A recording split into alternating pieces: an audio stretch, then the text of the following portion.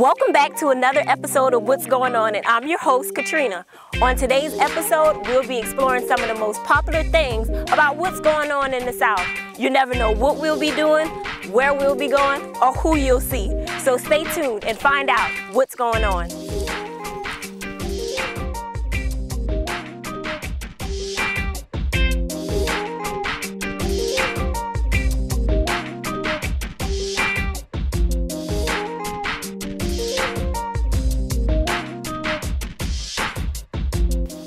Here at Tally Ho Equestrian Center, and I'm here with Katrina. Love the name, by the way. Thank you, thank you. Today we're going to be actually riding horses, and I'm so excited. But I just wanted to ask you a few questions about the center and how it was started and all those great things. So how long has the center been here? We built this facility 11 years ago. Okay.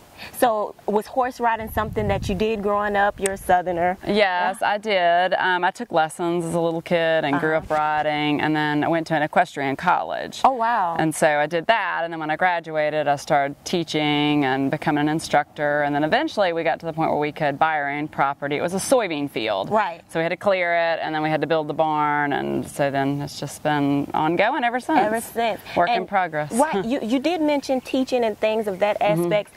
I'm aware that there is a therapeutic side to horse riding, and you do offer therapeutic We do. Here. Tell me about that. Okay, that's Bethlehem Therapeutic Riding Stables, kind of the name of their program. And they do a lot of autism and disabled people, but they also do the Wounded Warrior Project, and so they have that contract with the Wounded Warrior. So we do adults with PTSD, and then we do children with disabilities, just all sorts of stuff, a whole gamut of things. So tell me the therapeutic side of horse riding. Tell me more about that. What exactly does horse riding offer to? Well, for different people, it's different things, but a lot of times, especially with PTSD and some of the other things, it's just the relaxation. You know, it's just a calm, peaceful environment. Horses feed off of you, so if they know you're scared or nervous or stressed out, a lot of times they react that same way. And so you have to learn to kind of calm yourself and relax. Okay. And then the riding portion of it, we do a lot of games and different things that help the student get different motor skills and different control, but then they have the love of the animal also. Right. So is all of your family, are they all interested in horse riding? Is this something? No. No. My dad would take me riding when I was little, and then that's when you could just rent a horse and go ride, and he was like, oh no, we're gonna, she's gonna get run away with, I gotta give her some lessons. I think he thought he was gonna give me like 10 lessons, but instead it turned into a lifelong expense for him and for our parents.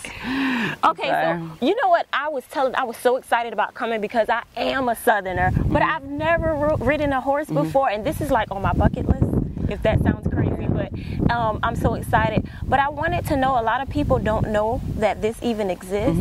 How old do you have to be to start riding horses here? We start 4 years old. 4. We have summer camps that start at 4, and we start lessons at 4. The therapeutic program, I think they're 4 or maybe 5 years old is when they start them. But yeah, we start little ones, and we have elderly people too. We have everybody. Okay, so you know what? I'm not going to hold you up. I'm definitely excited about going to ride the horses. So you guys, you stay tuned and find out what's going on at Tally Ho. Seeing that, I need to ask you a question. The camera lady's going to say, how was that? It was exciting. It was fun. It was peaceful, actually.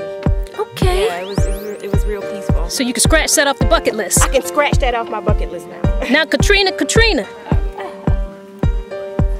Tell us, how did Katrina really do? She did good. She had good balance, and she listened well. That's the big thing, and remembered what to do with her hands, and was real comfortable. You're not just saying that. She was very comfortable. You're not saying that for the camera. No, I'm not. Sometimes people get on and scream, and their hands are up here, and the horses are like, oh my God. So that was good. So, what does that mean, Katrina? That means I'm officially a horse rider.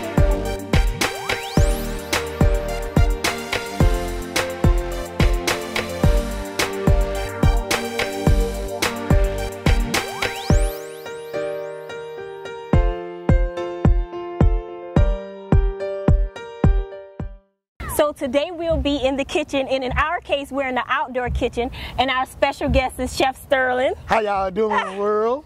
You may know him from Hell's Kitchen with the infamous chef Gordon Ramsay himself.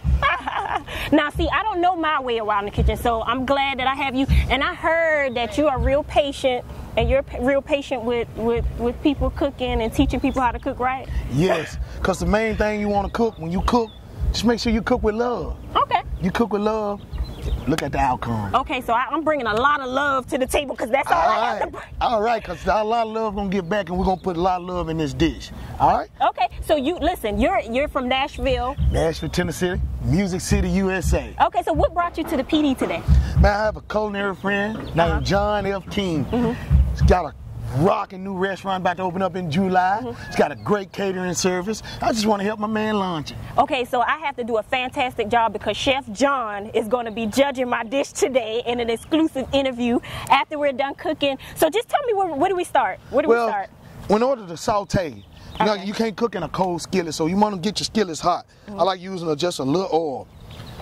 Then, you know, make sure you can't cook in no cold skillet. Make sure you have a hot skillet. Okay. All right? I like to, when I saute, I like to, if you got garlic, onions, or something like that, I like to start off with that because when they sweat, they release a lot of flavors. Right. All right? So do I just? You just take a spoon. Okay. Take your spoon. Okay. All right. Sound like we cooking. All right. So tell everybody what we'll be cooking today. We're going to make a Mediterranean shrimp dish made with love, okay? Okay. As you can see, we're going to shake our pans till our onions are like translucent. All right? I like adding my shrimp at the end because the shrimp cooks just like that. And being under Chef Ramsay, you know you can't overcook nothing. And how you know I love shrimp? How you do that? How you know I'm a seafood baby? You're in Carolina, you know? And one dish I had to do was shrimp and grits from your area. And so I did shrimp and grits as my featured dish to get me on Hell's Kitchen. Wow. And so, all right, as we got our onions, as you can see, they start getting a little clear, a little hot. I like to add my shrimps. Okay. Do you some? Okay. We'll do me some. And we sit there and we'll play with it. Okay. Now we can just let it, when you take it off the heat, you quit cooking. Okay. So you leave it on the heat. The more you leave on the heat, the quicker it's gonna get done. Okay. And then my way with shrimp, just rock back and forth. Okay. Just rock back and forth. You ain't even gotta grab the handle down there low. Okay. Just rock back and forth. Then you give it a hard jack and watch your flimp shrimp. Just hard jack back and forth. I feel like I'm gonna make the Here we go. shrimp fly off the... We do it together. Relax. Okay. Relax. Now jack. Now jack. Okay. Now see, yeah. All right. All right. Then we like to go on and finish. I like to add a little couple of tomatoes. Okay. 3 and 3. Okay. Gotta have fresh basil. You know, basil is the truth.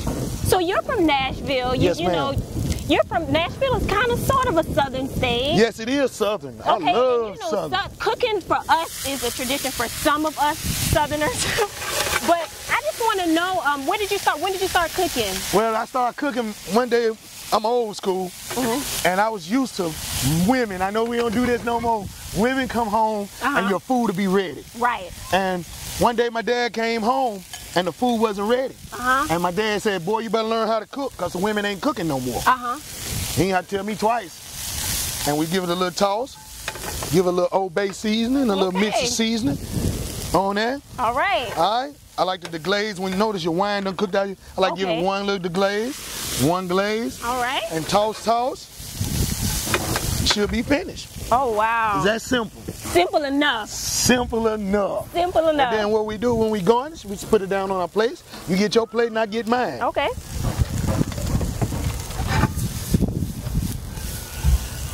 All right. Do I need to flip it a little bit more? Flip. Okay. Now, like you want to keep it a little, to me, you can go straight to the plate. Okay. There you go. Right. Don't tell me you don't know how to cook. Some man gonna be lucky. Woo yeah! And I like to finish with a little feta cheese. I'll take some too. Yes, ma'am. And voila. Wow. Perfect. Perfect. So stay tuned for an exclusive interview with Chef John so he can tell me if I need to retire from cooking or if I should keep cooking. But log on to www.katrinagarnes.com and view this exclusive interview. Well, before I let John do that, I gotta taste my own cooking. Right. We can't leave without doing that. Oh my God, I feel like I can cook now. Yes, and you start off with love. Right. And if you see how you smiling while you cooking, it should show up in your dish. Okay, so we are back, and I just got done cooking with Chef Sterling. So you're gonna be the judge. You're gonna tell me how I did, and we're just gonna take some taste right now. All right. Even though I know it's already delicious. All righty. So how did I do? Do I need to retire? I'll give you some time. I think I can. I think I found a spot for you. Okay, in the kitchen. Sure. Okay. So I asked Chef Sterling the same question. What is the secret behind cooking? What makes a great chef? He said love. Well, I hate to sound like a repeater, but the main thing is cooking is love. Right. And it's just, you can actually taste it, you can smell it when you walk into a building when somebody's cooking. You know, if I walk out of the kitchen, people normally can tell Chef John's not here, because I cook with love. You know, you wanna.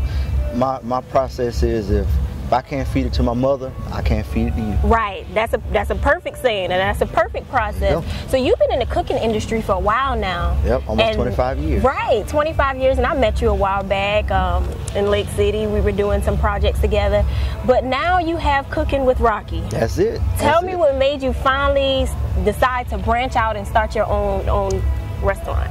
The main key for me starting my own thing is I've got to the point where I said, I'm tired of working for other people and helping them making money. Okay. I figure it'd be better if I'm gonna make somebody money, why not make the money for myself? Right.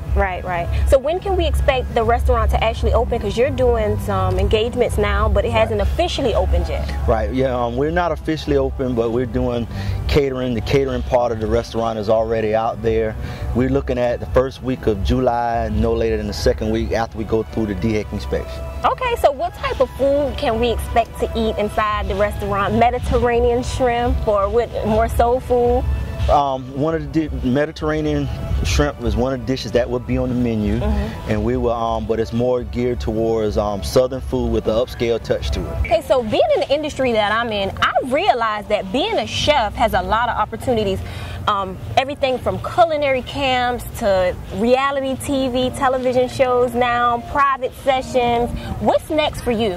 What's next for me, along with the opening of the restaurant, I'm going to collaborate on some things with Chef Sterling. We're going to be back and forth between Nashville and Florence and Lake City. Okay. One of our things we was talking earlier is reaching the kids. Right, you have to reach the youth, yeah. That's one of our things. We're going to do that, and we're going to do some things as far as bringing in the couples for couples dinners, or maybe once a month type thing.